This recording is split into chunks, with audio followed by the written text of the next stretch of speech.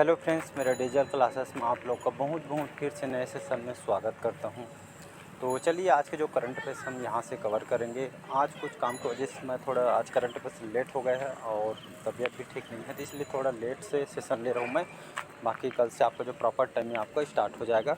तो पहले बार आए तो चैनल को सब्सक्राइब करके रख लीजिएगा ताकि नोटिफिकेशन जो आप तक यहाँ पे पहुँच पाए। करंट अफेयर्स बहुत ही ज़्यादा इंपॉर्टेंट होता है और डेली अपडेट होना इसलिए ज़रूरी है क्योंकि बाकी जो सब्जेक्ट हो तो उसको आप डिले कर सकते हैं, लेकिन जो करंट अफेयर जो होता है आपके पूरा आपको डेली अपडेट होना पड़ेगा क्योंकि यहाँ पे से 7 से 8 क्वेश्चन यहाँ से पूछ। तो चलिए स्टार्ट करते हैं सेशन को। पहला क्वेश्चन है, हाल ही में विश्व कपास दिवस जिसको हम वर्ल्ड कॉटन डे बोलते हैं, ये कब मनाया गया है? तो हाल ही में जो है 7 अक्टूबर को, 7 अक्टूबर विश्व भर में इस कपास दिवस को मनाया जाता है। क्यों मनाया जाता है? तो आपको सभी को पता है विश्व भर में कपास दिवस इसलिए मनाया जाता है। कपास का हमारे क्षेत्र में विश्व भर में बहुत इनका योगदान है। साथ ही साथ कपड़ा उद्योग हो गया, कपास के क्षेत्र में मतलब देखेंगे तो इसका बहुत ही इम्पोर्टेंट रोल है। साथ ही अर्थव्यवस्था में भी बहुत ही इम्पोर्टेंट रोल निभाता है कपास। भारत भी इसका अच्छा उत्पादक भी है कपास। तो इसी तरह इसको जो योगदान को देखते हुए यहाँ पे जो हर साल इस विश्व भर में इस कपास दिवस वर्ल्ड कॉटन डे के रूप में 7 अक्टूबर को मनाया जाता है। अगला क्वेश्चन देखते हैं। सेकंड क्वेश्चन देखते हैं, हाल ही में किसने विरासत स्मारक को बढ़ावा देने हेतु उपहार की दुकानें स्थापित करने की योजना बनाई है? तो ये आपका ASI के द्वारा। ASI क्या होता है? आर्कियोलॉजिकल सर्वे ऑफ इंडिया बोलते हैं जिसको, भूवैज्ञानिक सर्वेक्षण विभाग बोलते हैं। तो इसके द्वारा ये खास करके योजना इनके द्वारा बनाई गई है। इसका कहना क्या है, इसको बढ़ावा क्यों दिया जा रहा है? तो इसके तहत ये जो भारत में जितने भी हमारे सूचांकित जो पर्यटन स्थल है, एक तरह के लोगों को जागरूक करना है, एक तरह का बढ़ावा देना है। जो हमारे भारत में जो पर्यटन स्थल है लोगों को पता चले और उसको उसकी जानकारी हो, तो ये पर्यटन स्थल को डेवलप करने और इसको जो अच्छा यहाँ पर लोगों तक पहुँच सके, इसी उद्देश्य से जो है आपका यहाँ पे इस योजना को यहाँ पे ASI के द्वारा इसको तैयारी की जा रही योजना को लाया जा रहा है। तो इसको याद रखिए, एक तरह का जो है हमारे जो स्मारक जितने भी जगह हैं, जो बहुत सारी ऐसे भी जगह हैं जिनको यहाँ पे सूची में डाला भी गया है। तो एक तरह का बढ़ावा देना है और यहाँ पे लोगों को जागरूक करना है। इसका C ऑप्शन करेक्ट आंसर हो जाएगा। नेक्स्ट क्वेश्चन देखते हैं। यहाँ पे थर्ड क्वेश्चन देखते, फोर्थ क्वेश्चन है, हाल ही में किस देश ने परमाणु ऊर्जा वाली महाशक्तिशाली जिसका नाम है मिसाइल 7 बनाई है? मिसाइल 7 जो है आपको किसके द्वारा बनाई गई? तो रूस के द्वारा बनवाई गई है। रूस की बात करूं, यहाँ की राजधानी है मॉस्को और यहाँ के प्रेसिडेंट कौन है? तो व्लादिमीर जो पुतिन जी यहाँ की है अभी वर्तमान में प्रेसिडेंट है। तो इनके द्वारा जो जानकारी दी गई है, तो ये आपके पूर्ण रूप से परमाणु ऊर्जा वाली महाशक्तिशाली जो मिसाइल इनके द्वारा ये आपके तैयार किया गया है, प्रशिक्षण भी किया गया है। और जो मिसाइल 7 इसकी खासियत क्या है, ये आपके पूरी तरीके से AI से संचालित है, आर्टिफिशियल इंटेलिजेंस है और अपने जो दुश्मनों से ये जो मिसाइल है पूरा उसका काम तमाम कर दे, मतलब AI से ढूंढ के पूरा ख़त्म कर देगा। दुनिया के कहीं भी कोने को इसको यहाँ पे इसको लेके आप जा सकते हैं। ये इतनी खासियत है इसकी, ये आपका AI से संचालित है, तो इसको याद रखिएगा। अगला क्वेश्चन देखते हैं। हाल ही में किस राज्य के मुख्यमंत्री लोक सेवक आरोग्य योजना शुरू की है? तो ये आरोग्य जो योजना है क्या? तो ये आपके असम सरकार के द्वारा इसको लाया गया है। असम की बात करूँ, यहाँ की राजधानी दिसपुर। CM कौन है? तो यहाँ के विश्व शर्मा जी यहाँ के CM हैं और गुवाहाटी यहाँ के सबसे लार्जेस्ट सिटी है। तो मुख्यमंत्री लोक सेवक आरोग्य योजना ये आपका स्वास्थ्य संबंधित योजना है, जो जितने भी गवर्नमेंट जो एम्प्लॉई हैं उन लोग के लिए इसका इलाज के लिए यहाँ पे किया गया है। पहले क्या होता तो ये जितने भी कर्मचारी थे जो सब हेल्थ संबंधित इलाज के लिए यहाँ पे जो सूची रहती थी गवर्नमेंट की, वहाँ पे इलाज किया जाता था, लेकिन इसको अब चेंज कर दिया गया। या अपने हिसाब से यहाँ पे जैसे अच्छा लगता है हॉस्पिटल वहाँ पे इलाज करवा सकते हैं और ये आपका अपने हिसाब से यहाँ पे इलाज करवा सकते हैं। ऐसी ये योजना यहाँ आपका असम सरकार के द्वारा लाई गई है। यहाँ पे कुछ यहाँ पे चेंजेस यहाँ पे की गई है। तो आपका हेल्थ संबंधित योजना है। अगला क्वेश्चन देखते हैं। छठवां क्वेश्चन देखते हैं, हाल ही में किसे जलवायु परिवर्तन के लिए स्पिनोजा पुरस्कार मिला है? तो डॉक्टर जोइता गुप्ता जो डच सरकार है, डच सरकार के द्वारा ये जो है जोइता गुप्ता को ये जो पुरस्कार दिया जा रहा है। स्पिनोजा पुरस्कार है क्या? स्पिनोजा पुरस्कार उन व्यक्ति को दिया जाता है जिन लोग जलवायु इन्वायरमेंट इन जो शोधकर्ता होते हैं इस पे जो काम करते हैं, मतलब मनुष्य के भलाई के लिए यहाँ पे जो लोग काम करते हैं, यहाँ पे उनके योगदान के लिए जलवायु पर्यावरण इन यहाँ पे उन मुद्दों पे, इन क्षेत्रों में जो काम करते हैं, इन लोग को जो है अवार्ड ये आपका स्पिनोजा पुरस्कार ये आपका दिया जाता है। तो ये आपके डच सरकार के द्वारा इसमें राशि दी जाती है। तो 2023 के लिए इनको जोइता गुप्ता को ये आपका दिया जा रहा है। ये आपका पर्यावरण जलवायु संबंधित विभाग के आपका शोधकर्ता है, वैज्ञानिक है, तो इसको याद रखिए। तो उन्हीं उनके योगदान की वजह से इनको दिया जा रहा है। अगला क्वेश्चन देखते हैं यहाँ पे। अगला क्वेश्चन देखते हैं, हाल ही में 9वां G20 संसदीय अध्यक्षों का शिखर सम्मेलन कहाँ आयोजित किया जाएगा?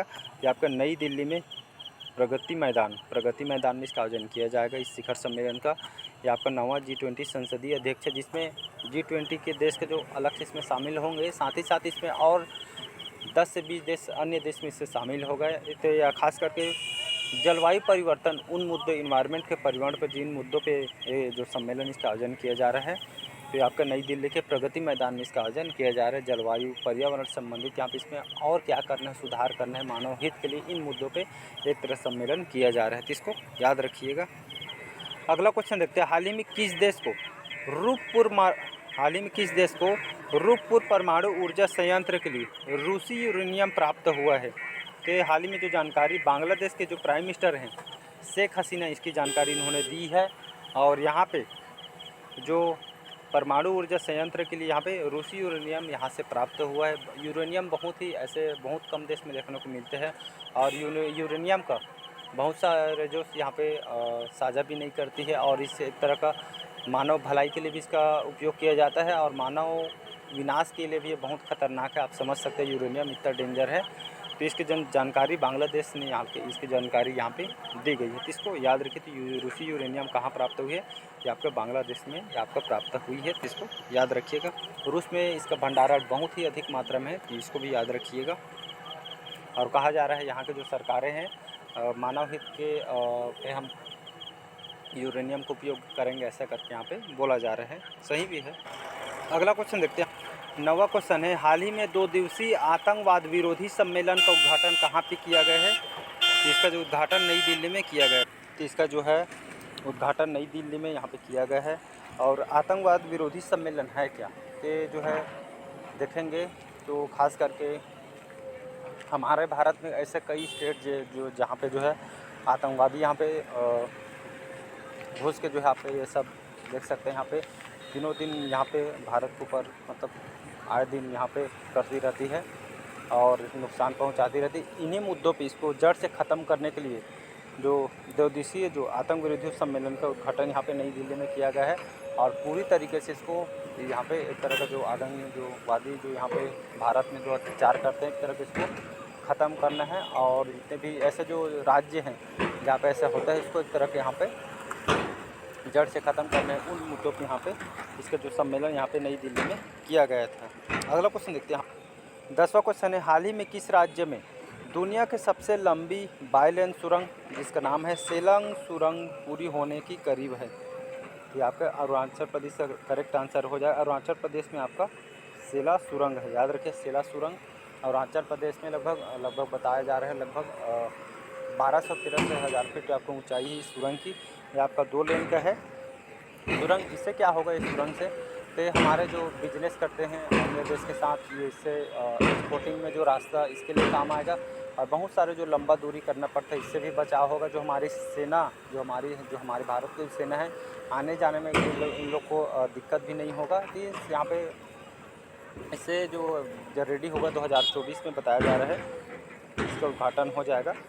तो यहाँ पे जो है जो सेला सुरंग है, इससे बहुत सारे यहाँ पे जो इससे आसानी भी हो जाएगी। तो सेला सुरंग कहाँ पे है, ऐसा डायरेक्ट कोई क्वेश्चन पूछे तो आपका अरुणाचल प्रदेश में है। अरुणाचल प्रदेश की बात करूँ, यहाँ की राजधानी ईटानगर, पेमा खांडू यहाँ के मुख्यमंत्री, इसको याद रखिएगा। नेक्स्ट क्वेश्चन देखते हैं यहाँ पे। अगला क्वेश्चन देखते हैं, हाल ही में केंद्र सरकार ने किस बैंक के जो चेयरमैन का कार्यकाल 1 साल के लिए बढ़ा दिया गया है? इसका जो करेक्ट आंसर हो जाएगा state bank of India. State bank of India के अभी वर्तमान में चेयरमैन कौन है, तो दिनेश कुमार खारा। दिनेश कुमार जो खारा है, इनके जो कार्यकाल वो 1 साल के बढ़ा दिया गया, मतलब इनका रिटायरमेंट कार्यकाल पूरा हो गया था। लेकिन यहाँ पे इनके काम की वजह से जो केंद्र सरकार ने इस बैंक के जो चेयरमैन के जो कार्यकाल को 1 साल के लिए यहाँ पे बढ़ा दिया, मतलब स्टेट बैंक ऑफ इंडिया का जो कार्यकाल है, इनके जो चेयरमैन है दिनेश कुमार खारा कार्यकाल को बढ़ा दिए गए हैं। बात करते हैं यहाँ पे SBI के, स्टेट बैंक ऑफ इंडिया बोलते हैं।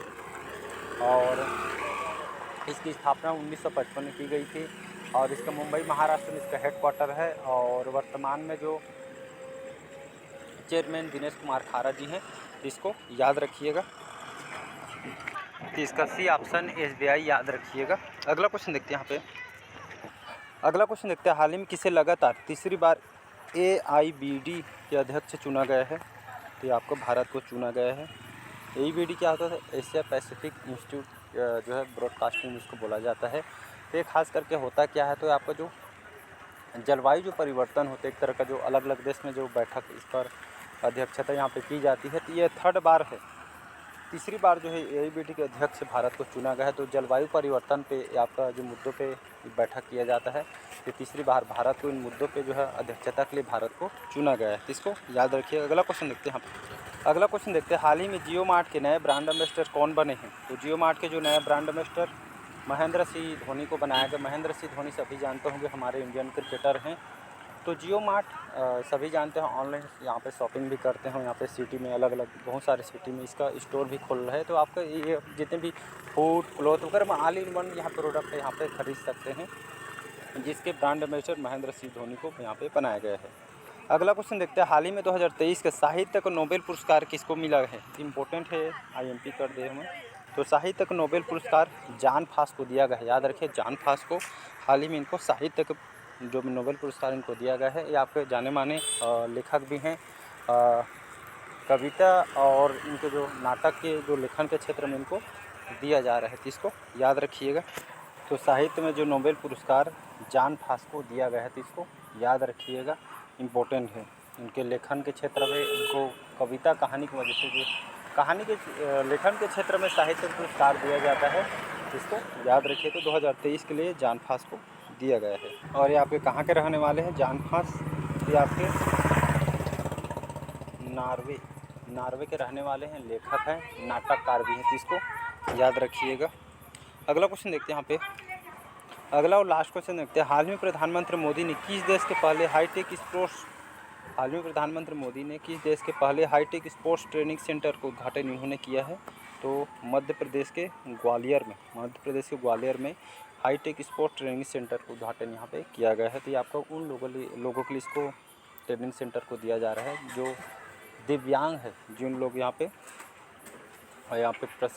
जो गरीब फैमिली की वजह से बहुत सारी दिक्कतें होती हैं, इन लोग के लिए यहाँ पर प्रशिक्षण नहीं ले पाते, तो उन लोग के लिए खास करके इसको स्पोर्ट्स हाईटेक यहाँ पे हाई लेवल का जो है आपका हाईटेक स्पोर्ट्स ट्रेनिंग सेंटर का उद्घाटन यहाँ पे ग्वालियर में किया गया है, मध्य प्रदेश में। तो इसको याद है, जिसका उद्घाटन नरेंद्र मोदी ने इसका किया गया है, अभी कुछ दिन पहले किया गया है। तो चलिए, आज का सेशन कैसे लगा कमेंट करके ज़रूर बताइएगा। पहले बार आए तो चैनल को सब्सक्राइब करके रख लीजिएगा ताकि नोटिफिकेशन आप तक पहुँच पाए। Thank you.